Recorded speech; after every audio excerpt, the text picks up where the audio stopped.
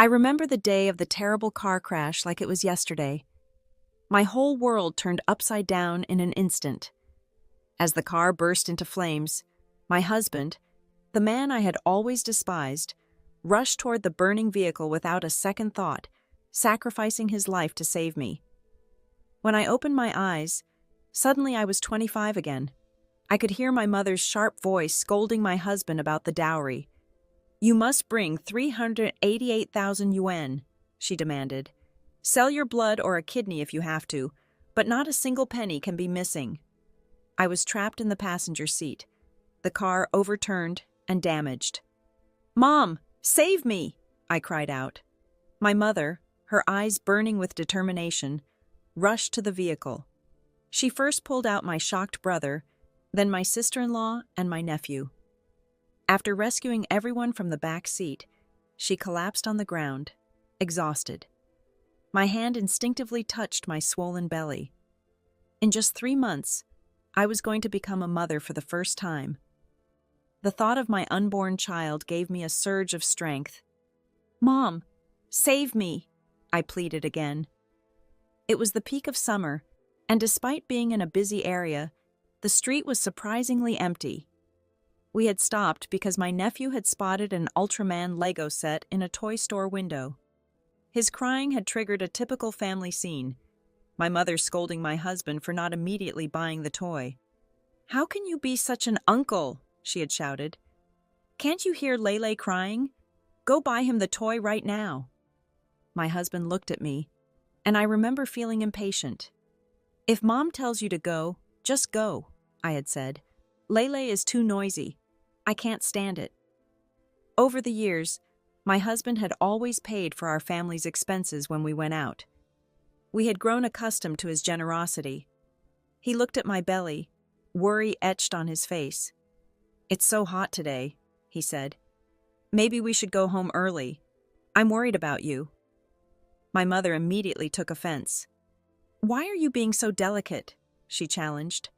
When I was pregnant, I worked in the fields. Country people weren't this fussy. "Chongsong, what are you implying?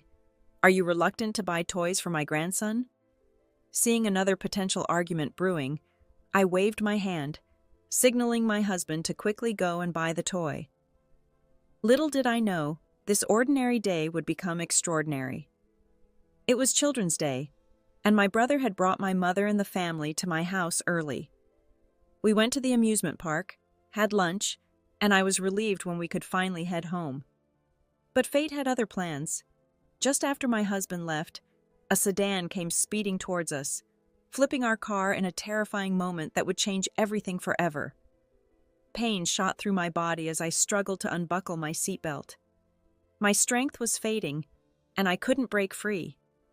My mother, already exhausted from pulling out the others, sat gasping on the ground.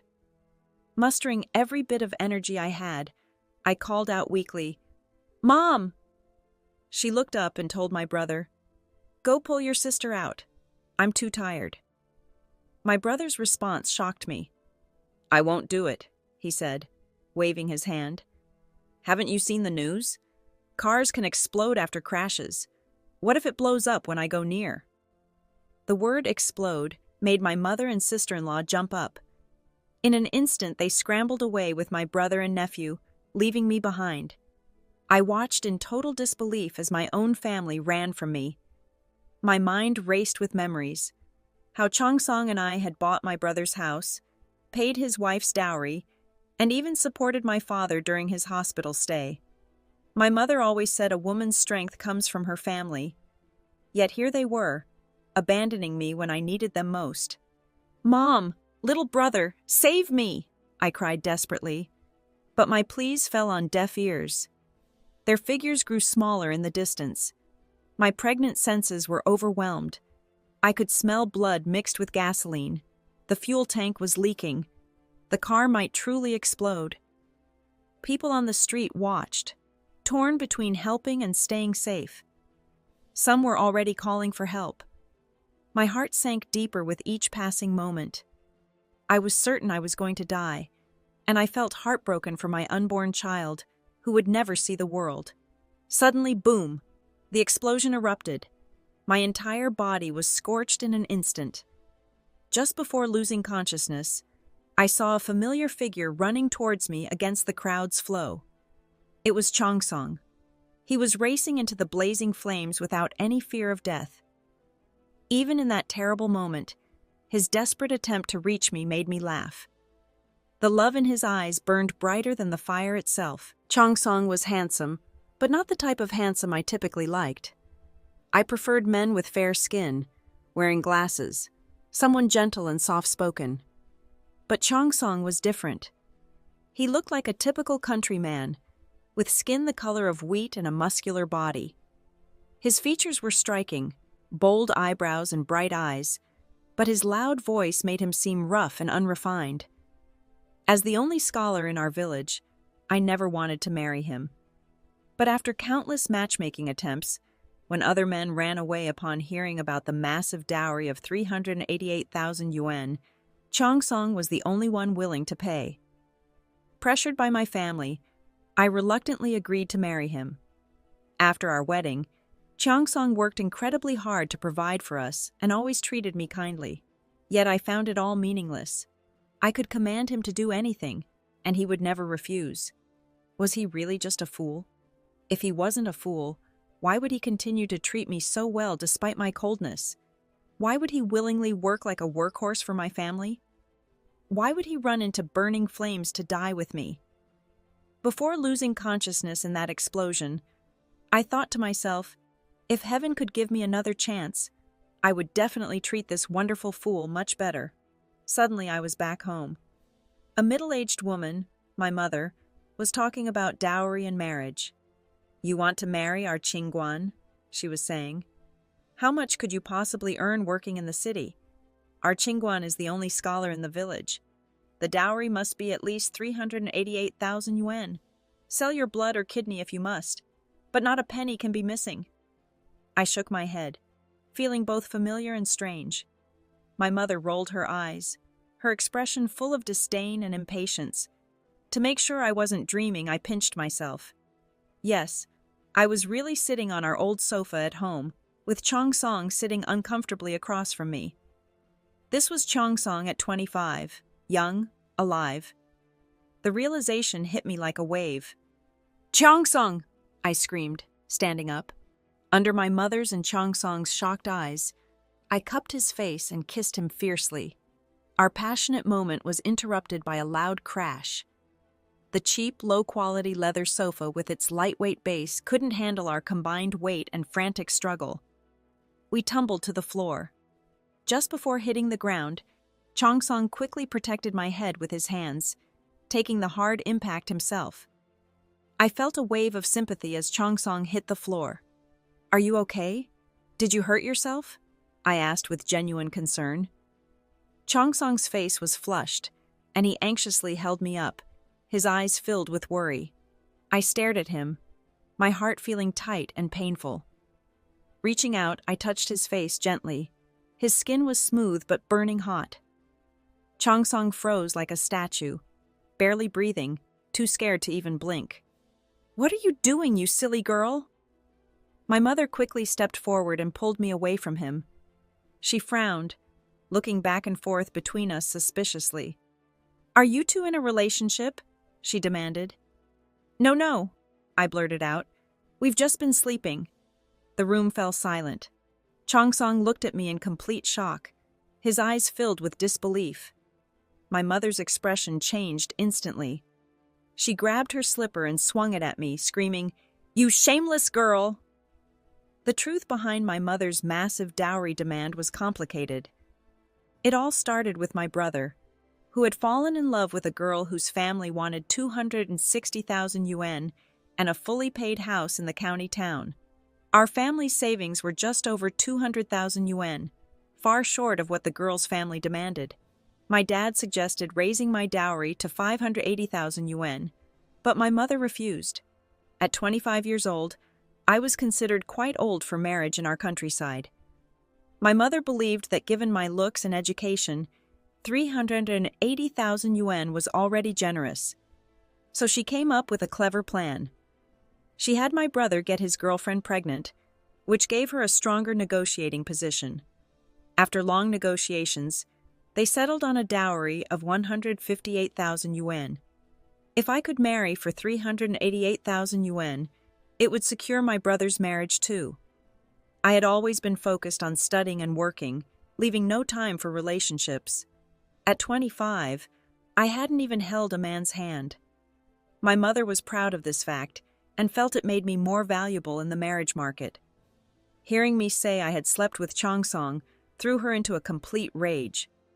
"Chongsong, run!" I grabbed his hand and we sprinted out of the house. My mother followed, waving her slipper and cursing wildly. The day's shock had completely overwhelmed Chongsong. He moved like a mechanical puppet, dazed and confused, letting me lead him by the hand. In our village, people might be slow about most things, but they gather quickly when there's excitement.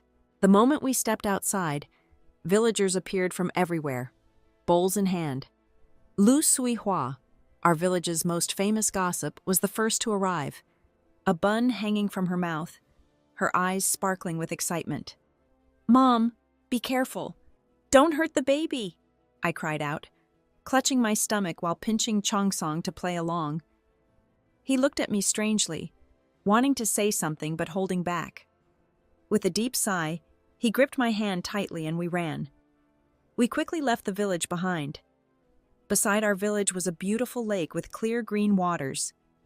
The scenery was breathtaking. We walked hand in hand along the lakeside, both silent for a long time. I tried to quicken my pace, but Chongsong pulled me back. When I turned around, I saw him staring intensely at our intertwined hands. "Lu Qingyuan," he said seriously. "Who is this man?" "What man?" I asked, completely confused. Chongsong's lips curled into a sad, self-deprecating smile. "I like you," he said, "but that doesn't mean you can treat me like a fool. Have you gotten involved with some reckless guy and now want me to take the blame?" His voice was filled with pain and anger. He forcefully let go of my hand, his expression dark and wounded. I swallowed hard. This wasn't how I planned things. I was simply trying to deceive my mother. But now everything had gone completely wrong. "Chongsong, listen to my explanation," I called out, but he was already walking away. He paused for a moment, then turned back and pushed a bank card into my hand. Gently touching my hair and forcing a painful smile, he said, "Lu Qingwan, take care of yourself. I won't come looking for you again." Chongsong ran away, and he was crying. It was a heartbreaking scene. I knew from his past that he had a difficult childhood. His parents had divorced when he was very young, and he was raised by his grandfather. As children, Chongsong faced terrible bullying in our village. Other kids would mock his mother with cruel names, tear up his textbooks, throw away his chair, and even throw mud at him. I was the only one who would play with him. I always thought Chongsong had eyes as bright as stars, and I loved watching stars more than anything else. Maybe because I was the only warmth in Chongsong's childhood, he spent his entire life pursuing and protecting me. Even when he was pushed into the mud as a child, I never saw him cry. But the tears I saw on his face earlier made me realize that our path together might not be smooth in this life. The thought of Chongsong possibly marrying another woman made my blood boil. No, I would not allow that to happen. In a panic, I rushed back home. The moment my mother saw me, she threw a cloth at my face. "You still have the nerve to come back?" she screamed. "How did I raise such a shameless daughter?" I rolled my eyes. "Isn't premature pregnancy a fine tradition in our family?" I retorted. My mother froze, trembling with anger. It suddenly struck me how complicated our family history was. Before marrying Chongsong, I was the village's odd one out. Most local girls would stop studying after junior high, but somehow my parents allowed me to continue to high school. I had good grades, and the school waived my tuition, but I still had to finance my studies through student loans and work part-time jobs to cover living expenses. Despite the challenges, I was grateful to my parents. They, however, never let me forget their sacrifice, constantly reminding me that I could never repay their kindness in a lifetime. After marrying Chongsong, my mother's demands for money became a daily occurrence. The more she asked, the less aggressive she. I realized then that being important was also a heavy burden. I hadn't even married Chongsong yet, and already my entire family's future seemed to depend on me. My mother kept our household registration book hidden carefully. My brother's hopes of finding a wife and getting a house all rested on my shoulders. Exhausted by the family drama, I retreated to my room, not wanting to argue. I pulled out the bank card Chongsong had given me. It still seemed to carry his warmth. This fool, thinking I was carrying someone else's child and still giving me money. He was hopelessly kind. But I quickly realized how fast rumors spread in our village. Overnight, everyone was talking. The story was that I had come home pregnant with a boss's child, a man who had been beaten by his wife and sent home. I supposedly hadn't gotten money or a husband, just a pregnancy. The gossip was incredibly detailed. They described the boss as over 40, wearing gold-rimmed glasses, slightly overweight, and refined. The rumors were so specific that I almost believed them myself. My parents were so ashamed they could barely show their faces. The atmosphere at home became unbearably tense. My dad, cigarette in hand and eyes fixed on the floor, asked hesitantly, "That child, it's not Chongsong's, right?" He then suggested we try to make Chongsong accept the child, offering a reduced dowry of 288,000 yuan. I was furious. "Do you think Chongsong is a fool?" I asked. My dad put out his cigarette and reminded me of Chongsong's long-standing devotion. "Hasn't he loved you since you were kids?" he said. "Whenever he came back to the village, he would always hang around our doorstep." Suddenly memories flooded back. I remembered constantly bumping into Chongsong on village roads when I came home from school. What I had always thought were coincidences were actually the result of his careful, dedicated planning. How much must he have loved? Chongsong looked at me, his eyes downcast, his voice dripping with sarcasm. "Are you short on money?" he asked. "That's all I have." I glared at him, feeling frustrated and slightly uncomfortable. In my previous life, I had only been nice to Chongsong when he gave me money. He wiped his sweat and took several big gulps from an old Sprite bottle. For the first time, I felt a deep pang of heartache. Chongsong was always so frugal, counting every single cent. Day after day, he worked hard on the floor, unable to even buy a proper water cup. Instead, he would carefully fill this same Sprite bottle with cold-boiled water from home.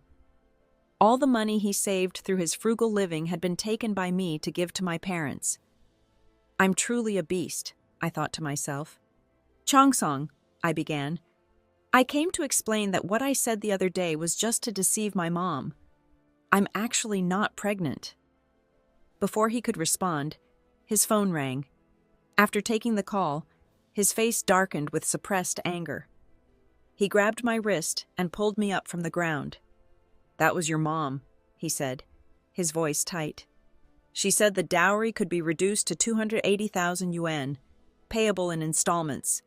She even suggested that if I'm pregnant, the child can take my surname, as if I'm getting a free son." His eyes blazed with hurt and anger. "Liu Qingyuan, your whole family really treats me like a fool." "No, that's not it.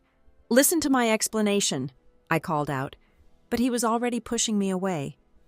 He escorted me out of the neighborhood and left without looking back, going to have dinner with his friends. Standing dazed by the roadside, I realized I had completely shot myself in the foot. The path to winning back my husband suddenly seemed incredibly difficult. I had no idea how to explain to Chongsong that I wasn't actually pregnant. It wasn't like I could drag him to a hospital to prove my innocence. He was busy working and earning money and probably didn't have time for such matters. Dejected, I returned home. The moment I walked in, my mother rushed towards me anxiously. "Why didn't you answer your phone? How did it go with Chongsong? Your sister-in-law's family is pressing us again. We can wait, but the baby inside cannot." I waved my hand impatiently. If it can't wait, then let it be. Suddenly, a heavy slap struck my face. Stars danced before my eyes, leaving me momentarily stunned. My mother was holding my brother back, and he looked fierce, teeth clenched. "Let me go!" he shouted. If it wasn't for Liu Qingyuan degrading herself by getting pregnant, Chen Fang and I would have been married by now. Chongsong has been working since middle school and must have saved a lot of money. It's all Liu Qingyuan's fault. I have to beat her to death today. "Tui!" I spat out blood-stained saliva. "Liu Xiuming, I'm done with you." Grabbing a broom from the door, I started hitting my brother over the head.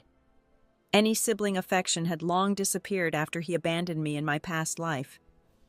Spoiled from childhood, he had always lived off our parents after graduation, staying up late playing games.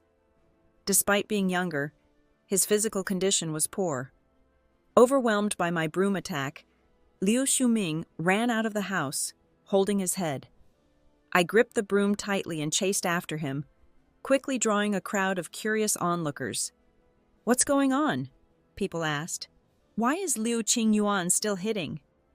I swung the broom fiercely, shouting, "Just because Chongsong couldn't provide a 380,000 yuan dowry to marry me, you want to hit me? You can't get a wife because you're incompetent. And you still have the nerve to hit me? Your computer and phone? I bought them with my own money. How could I have such an ungrateful brother?" The crowd grew larger. People who couldn't see from the gate climbed walls to watch the drama unfold.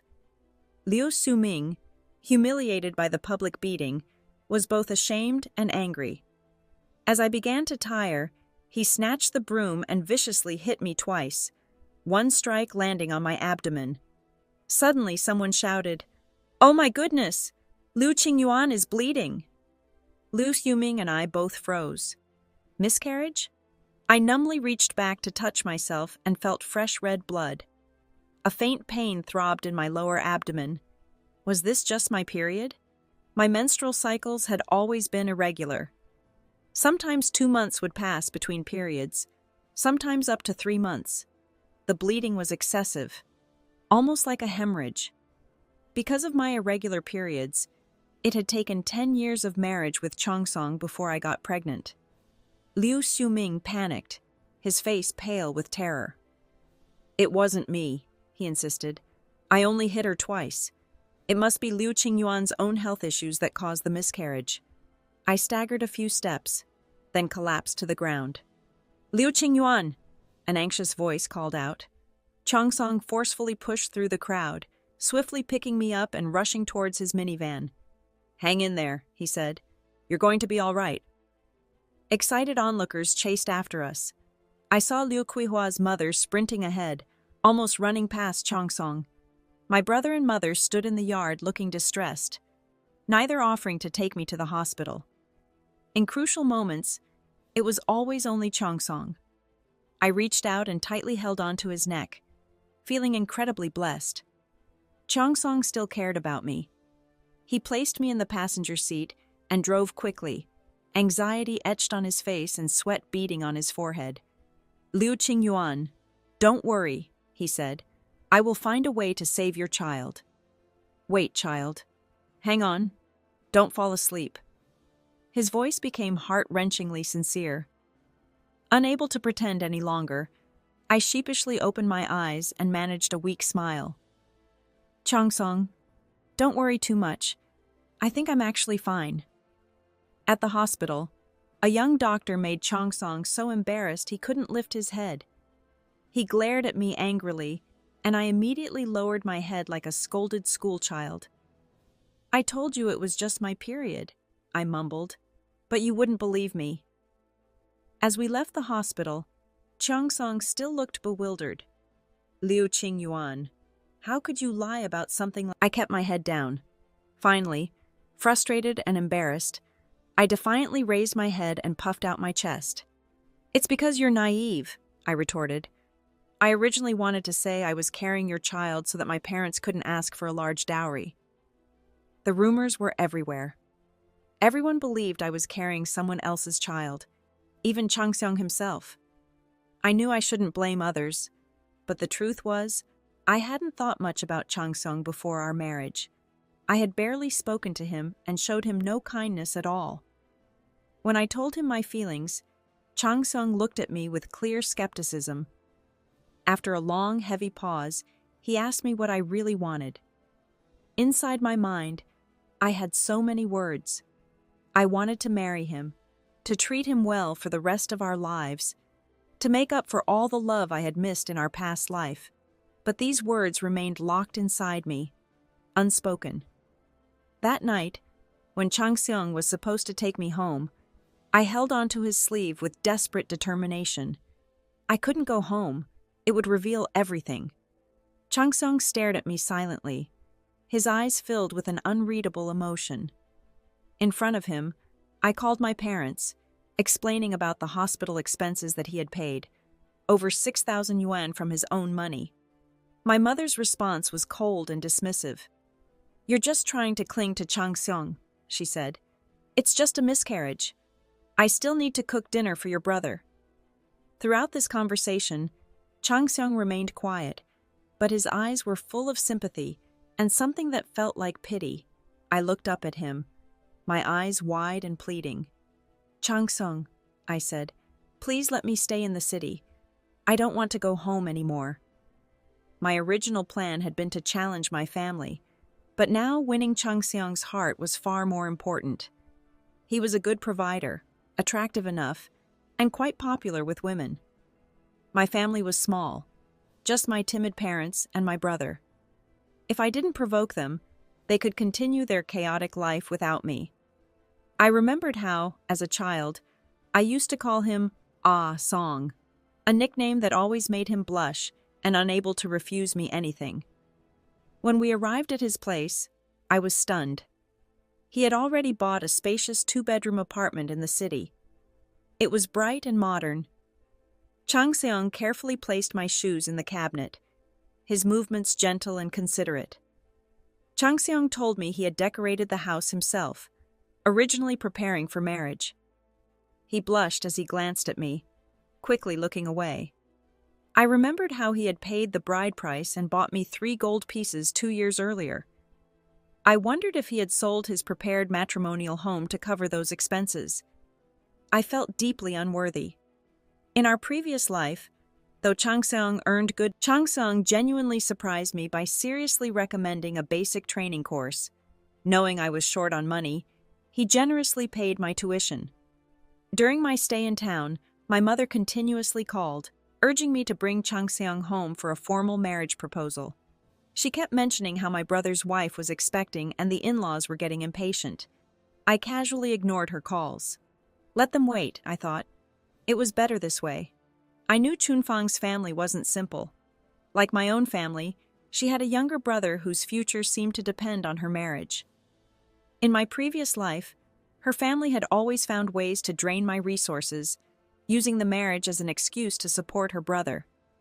This time, I decided things would be different. I hummed happily, feeling like the world had become brighter since leaving home. But peaceful days never last long in my family. Suddenly, Chen Fang's family created chaos. They stormed our home and even injured my father, leaving him with a head wrapped in gauze. When I arrived, my father lay in bed, my mother worried in the courtyard, and my brother pretended to be dead, refusing to get up. "Why hasn't Changsung come to pay the dowry?" my father complained. I rolled my eyes. "Forget it," I said. "I heard Changseong is seeing someone else. I've miscarried. No one will marry me now." My mother screamed, standing up and poking my forehead in frustration. "Have we really wasted our years raising you?" she demanded. I looked up and grinned. "Aren't children supposed to be debts?" I muttered. While my mother cooked and my father dozed, my mother discovered the family register was missing and called me furiously. I denied everything, even suggesting my brother might have taken it to register his marriage with Qin Fang. She was too busy caring for my father and brother to track me down, and I had conveniently never shared my address. I only mentioned working in the city, making it impossible for them to find me. After completing my project, I received a 3,000 yuan bonus. Holding my first earnings in nearly a decade, I was absolutely thrilled. The next day, when Changxiang was free, I dragged him around the streets, eager to buy him a gift.